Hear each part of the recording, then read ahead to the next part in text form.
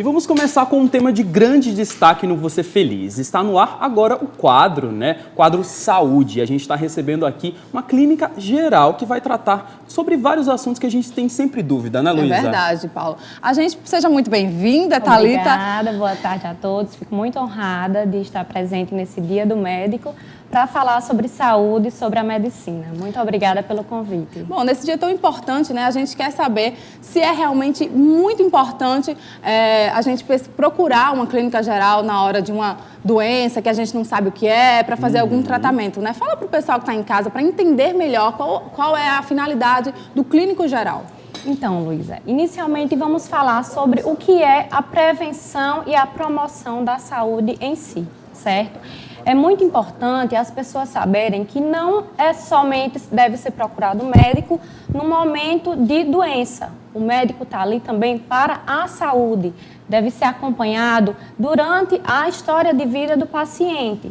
As pessoas têm essa mania realmente de procurar somente quando chega o momento da doença. Então, eu vou dizer a vocês qual é o melhor remédio na realidade, o remédio mais avançado e o remédio mais importante sobre a saúde. Vocês estão curiosos para saber qual é? Muito! O melhor remédio, na realidade, para a saúde é a prevenção. Com certeza. A gente tem que se prevenir na realidade. É uma coisa simples, de baixo custo e que as pessoas, na realidade, não se importam tanto. Só se importam realmente quando vem a doença na realidade. Estamos passando pelo mês de outubro, como vocês sabem, que é o Outubro Rosa. O Outubro Rosa significa, é uma campanha para conscientização das mulheres sobre prevenção e diagnóstico precoce em relação ao câncer de mama, não somente para as mulheres, mas também para os homens. Já a gente vai falar mais sobre o Outubro Rosa, A gente vai fazer para você aqui ao vivo, Como é que faz o autoexame, que isso é tão importante, Exatamente. Vamos fazer uma demonstração com a doutora, mas nós vamos falar de outros assuntos. Já a gente vai falar sobre o Outubro Rosa, Paulo? É verdade, Porque com os avanços das pesquisas na área médica, tem provocado uma crescente especialização de seus profissionais, enfocando aspectos cada vez mais específicos do organismo humano. Se isso, por um lado, traz um progresso na pesquisa científica e no tratamento das doenças, por outro, gera uma grande dúvida aos pacientes. Se você quer procurar diretamente um especialista, vão ter que fazer alguns diagnósticos por conta própria, O que, obviamente, nem sempre estará correto. Procurar um clínico geral, inicialmente, para esclarecer os seus sintomas, sempre está certo. E o clínico geral tem uma visão global, do organismo humano e essa preparação vai proceder a diversos diagnósticos, Então, realmente, é importante a gente procurar um clínico geral para saber o que está acontecendo. Isso é certo, Exatamente, Paulo. Você disse tudo corretamente. A função do clínico geral é exatamente essa. Ele tem essa visão global do organismo. Então, assim, com o avanço tecnológico, as pessoas realmente já vêm com o diagnóstico achando ser o correto para você. Já vem com o diagnóstico porque viu na internet ou porque a vizinha tem os mesmos sintomas. É muito comum o pessoal ir no Google e procurar o que é doença. Se automedicar, isso é muito comum acontecer. Isso está errado. Tem que sempre realmente procurar o médico, o clínico geral inicialmente. Porque a partir do clínico geral, ele vai dizer, vai lhe explicar os sintomas que você está tendo, vai realmente lhe conduzir a um correto diagnóstico. Tratar e se ver necessidade, dependendo da complexidade do que estiver acontecendo, aí sim, vai passar para um especialista. Mas o clínico geral tem essa função de realmente observar um todo e observar realmente o que é que está acontecendo de sintomas com aquela pessoa. Às vezes as pessoas pensam, um exemplo, alguém que esteja cansado. Aí pensa, não, se eu estou cansado, eu vou procurar um pneumologista, deve ser algo do pulmão. Mas às vezes não é isso. Então, por isso a importância do clínico. Pode ser alguma insuficiência cardíaca, pode ser algum problema cardíaco. E aí vem a importância de fazer os check-ups, doutor? Então, é importante sempre estar fazendo check-up de quanto tempo? Então, o check-up é uma das funções que se adequam ao clínico geral. Não tem exatamente uma periodicidade para esses check-ups. Vai depender da idade, do sexo, da história familiar do paciente. Por isso que é importante esse contato, essa relação médico-paciente, porque ele vai saber, o médico, exatamente quando ele pode fazer esse check-up, quais os exames necessários para o check-up naquela idade e qual a periodicidade. Por exemplo, um adolescente que está numa fase de crescimento muito intenso, então ele vai observar quais são os exames hormonais, exames de deficiência de ferro, observar anemia, exames de tireoide, depende muito da idade, depende muito do sexo. Então, assim, a periodicidade não tem aquela receitinha de bolo, depende muito, na realidade, do que o paciente lhe transmite. Por isso, essa importância de sempre procurar o médico e sempre realmente ter esse contato periódico com o médico. Entendi. E a gente, né, a gente deve acompanhar apenas um médico clínico geral? É importante ter esse histórico com apenas um médico para ele realmente conhecer você? Com certeza. É muito importante ter essa relação médico-paciente. Eu friso muito isso, porque aí o seu médico vai saber tudo o que está acontecendo com você, a necessidade de encaminhar ou não para outro especialista. E, além disso, depois de encaminhar para um especialista, o retorno desse especialista, juntamente com o paciente, para o clínico geral, para que ele saiba realmente como conduzir a partir dali, ver as medicações, tirar dúvidas do paciente que eles não conseguiram ou não entenderam durante a consulta com o especialista. Então, é muito importante realmente ter esse acompanhamento com o clínico, ter o acompanhamento somente com o clínico, porque aí você, o clínico, o médico clínico geral, ele tem como fazer esse acompanhamento mais específico com o paciente. Bacana. Doutora, o verão está chegando, né? A gente está quase lá, apesar que na nossa cidade é praticamente o ano inteiro. Mas, de fato, o verão está chegando, final para o começo do próximo ano. Aí sempre aparece aquela crise alérgica, né, nas pessoas, virose, tem muita virose. Essas doenças são bem comuns nesse período. Como é que a gente pode se prevenir? Tem que procurar um clínico geral antes? Como é que é? Com certeza. Sempre procurando o atendimento médico, nunca se automedicar e nunca tentar fazer nada sozinho. Nesse período a gente encontra muita desidratação, muitos problemas de insolação, então realmente sempre procurar o médico para entender melhor esse período e acompanhar de forma corretamente. O clínico geral tem muitas funções além do check-up. Podem ser cuidados a partir do clínico, a hipertensão, obesidade, diabetes, a questão de vacinações, transtornos de ansiedade, e a partir de aí, se ver que realmente tem uma complexidade maior, a gente passa para o especialista, para acompanhar com o especialista. Mas tem como fazer todo esse acompanhamento com o clínico, sim. E além de dessas doenças, né, comuns no verão, a gente acaba adquirindo outros tipos de doença diariamente, né? Não tomando água realmente é um problema, não é? E como é que a gente faz para prevenir esse tipo de doenças no dia a dia? Isso. A água é essencial à nossa vida. A gente tem realmente que são coisas simples que as pessoas deixam passar desapercebido. Fazer atividade física regularmente, tomar água diariamente, não esquecer de se hidratar jamais. Além da atividade física, fazer exames periódicos. Então, assim, é realmente procurar a prevenção, procurar a saúde, não esperar que a doença chegue para só depois você pensar em ter saúde, em procurar um médico. É realmente se cuidar. É o que eu sempre digo, a prevenção é o melhor remédio. E no dia 11 agora, né, desse mês de outubro, foi o dia da prevenção contra a obesidade. Doutora, como é que faz para prevenir, para não chegar a esse estágio de obesidade, né? Para quem está em casa e começa a se ver já engordando descontroladamente, às vezes por causa de um problema de saúde, como é que faz para evitar isso? É muito importante a gente pensar nisso desde a infância, na realidade. Os pais observarem seus filhos, a alimentação que está oferecendo aos seus filhos, porque tudo se inicia na infância.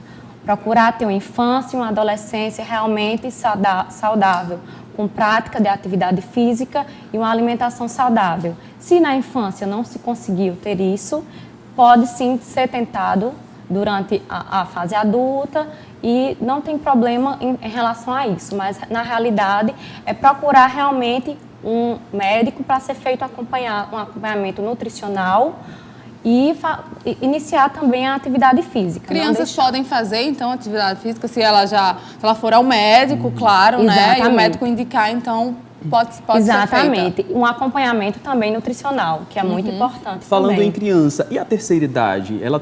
O clínico tem esse mesmo papel ou com a terceira idade o tratamento é diferenciado? Na realidade, cada período, cada fase de vida tem uma forma de tratamento. Na infância, na adolescência, na fase adulta e na terceira idade. Em cada período tem doenças específicas e que a gente deve ter mais atenção. Então, a terceira idade também tem coisas específicas desse período, que a gente também tem que ter muita atenção, como osteoporose, como doenças osteoarticulares. Então, realmente é uma atenção à parte que pode ser feita pelo clínico ou pelo geriatra. A gente pode fazer esse feedback com o geriatra também. Bacana. Você também citou que vocês também trabalham em relação a casos de depressão. Qual é o papel do clínico neste caso? Então, o papel do clínico é identificar inicialmente que tem um quadro realmente depressivo, identificar que aquela pessoa está passando por algum tipo de transtorno, tem que ter o acompanhamento psiquiátrico, com certeza, porque o clínico sozinho não tem como fazer esse acompanhamento. E a partir daí, o psiquiatra, junto com o clínico, acompanhando esse paciente diariamente, para o que acontecer de diferente, o clínico poder passar ao psiquiatra o que está acontecendo com o paciente. Por isso que a gente fala que o clínico com o paciente é uma história realmente longa, porque ele vai acompanhando com o passar do tempo e com a história de vida desse paciente. Seria o médico da família? Exatamente, é um médico da família mesmo. Entendi. E como é que a gente pode... existem problemas, né? Muita gente tem problema, às vezes, de intestino, tem gastrite no estômago. Como é que faz para evitar e para saber, né, desses sintomas precocemente? Como é que faz para a gente saber, identificar que está com aquilo, com a gastrite? Como eu disse desde o início, principal é prevenção. Então, em relação a isso, a alimentação. Ter uma alimentação realmente saudável e que não agrida seu sistema digestivo. Observar qualquer sintoma de azia, de pirose, que a gente chama de queimação, de dor epigástrica, qualquer tipo de sintoma diferente durante a alimentação, procurar o clínico ou o especialista. Mas necessariamente o clínico, porque a partir de aí tem como fazer um acompanhamento melhor em relação a isso. Outra coisa também que eu gostaria de falar é em relação ao tabagismo, que é uma forma também de prevenção em relação à saúde, que a gente realmente tem que frisar bastante e muito em relação a isso. Recentemente, eu acompanhei pacientes tabagistas por 6 meses no interior, que eu trabalhei, em Campo Redondo. Foi um período realmente de associação não só médica, mas com o dentista, com a assistência social, com o enfermeiro. Então, foi uma ação realmente muito proveitosa e que a gente conseguiu que muitas pessoas realmente parassem de fumar. Isso foi um fator realmente muito importante, porque mesmo a gente não conseguindo fazer uma prevenção, mas a gente conseguiu deixar com que as pessoas deixassem esse vício que é o tabagismo. Tem que ser feitas campanhas, né? Não pode fugir disso. Eu acho que as campanhas são primordiais, né? Então tem que ser feito mesmo esse trabalho de formiguinha, indo nesses lugares, principalmente no interior, que às vezes a informação não chega tanto, era isso, né? que eu ia citar, né? A importância da informação para que chegue até a pessoa que está sofrendo com alguma coisa ou não, né? Bom, a gente daqui a pouco continua com essa conversa que tá ótima. Se você quiser interagir com a gente através das nossas redes sociais, acesse aí o nosso Instagram, @TVFeliz, e o nosso Facebook, TV Feliz Oficial. A gente volta daqui a pouco falando mais sobre saúde. A gente continua com a doutora Thalita, que agora a gente vai falar sobre prevenção, né? A gente começou o bloco anterior falando sobre Outubro Rosa, a importância desse mês para as mulheres, para os homens também, né? E até porque muita gente não sabe que pode dar, sim, câncer de mama nos homens, né, doutora? Exatamente. E muitos homens até não se importam em fazer a pesquisa, porque acham que só ocorre câncer de mama em mulheres. Então, eu queria frisar a importância do autoexame das mamas. É muito importante fazer isso diariamente, pode ser ao banho ou à noite ao se deitar, porque aí você já tem como observar alguma alteração em sua mama. Então vamos exemplificar, eu vou exemplificar para vocês agora. Vamos fazer agora ao vivo, você que está em casa acompanhando o nosso programa. Você pode acompanhar o exame que a doutora Thalita vai fazer e você pode fazer igual, então a importância é diária. Exatamente, a importância diária ser feita. Você pode fazer ao tomar banho em frente ao espelho, porque você tem como observar melhor alguma alteração em sua mama. Entendi. Inicialmente, você faz a inspeção estática, que é só mesmo a visualização. Paradinha em frente ao espelho. Vamos fazer, né, Luísa? Vamos fazer. No caso, os homens também fazem do mesmo jeito, o mesmo toque? Exatamente, o mesmo toque, porque tem tecido mamário. Então, pode ter realmente alguma alteração, como tem nas mulheres, tá ok? Tá. Bacana. Então, é paradinho, inspeção estática, tá ok? Observa a coloração, simetria, o tamanho da mama.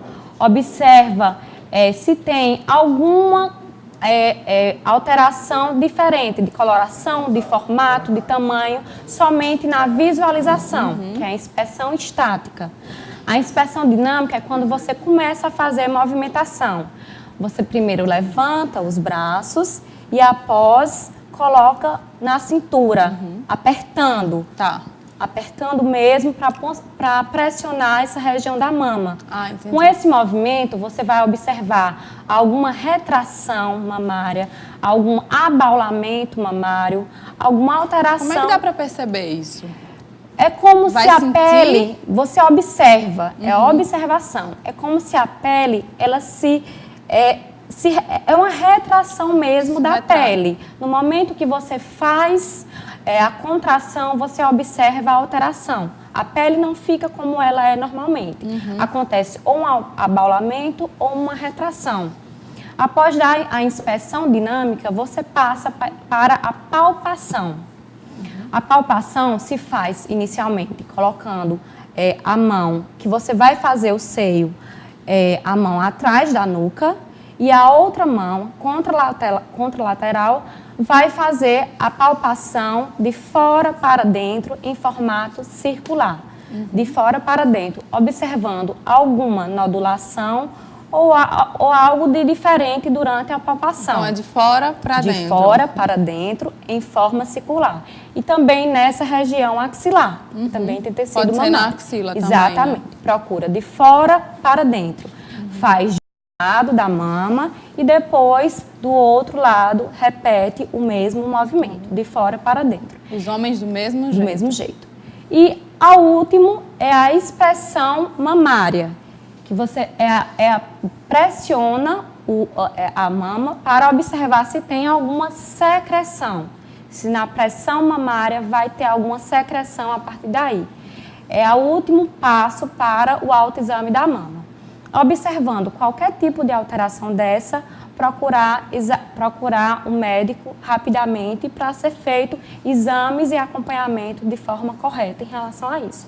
É muito importante mesmo que as pessoas tenham essa consciência do autoexame, não negligenciem, porque muito dá para se fazer de forma precocemente e evitar mesmo complicações futuras em relação ao câncer de mama. É bom a gente sempre lembrar que se você, por acaso que fez agora, se você fizer um dia e sentir, não ter medo. Você tem que fazer justamente para prevenir que algo mais grave aconteça. Então, se você sentiu, não esconde, não fica nervoso.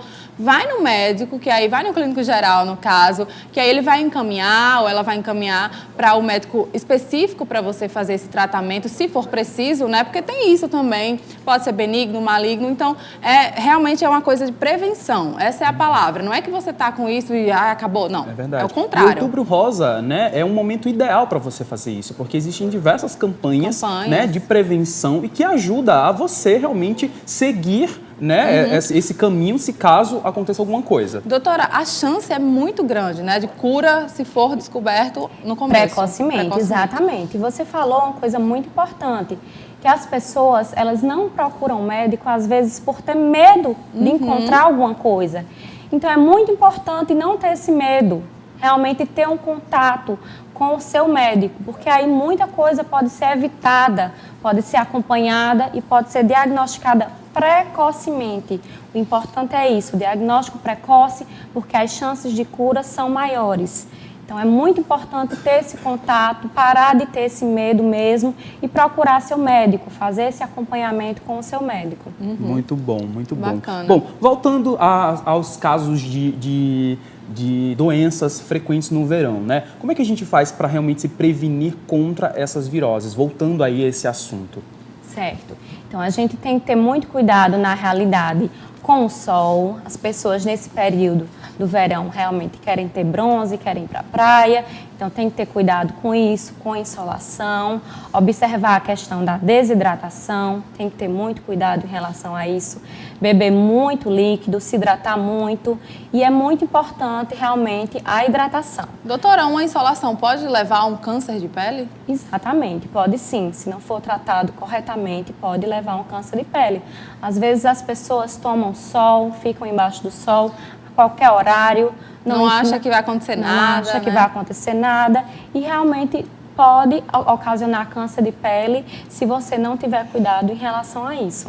Em relação ao sono, qual a importância, né, de dormir, né? Quantas horas a gente deve dormir diariamente? Então, o sono realmente é muito importante para você renovar suas energias, na realidade. No mínimo, 8 horas por dia está indicado para você realmente repor o que se perdeu durante o dia. Na realidade, é o que a gente chama de sono restaurador. Então, é muito importante você ter essa prática de sono regular, de alimentação regular, de atividade regular, porque a gente está vivendo um período de muitos transtornos de ansiedade.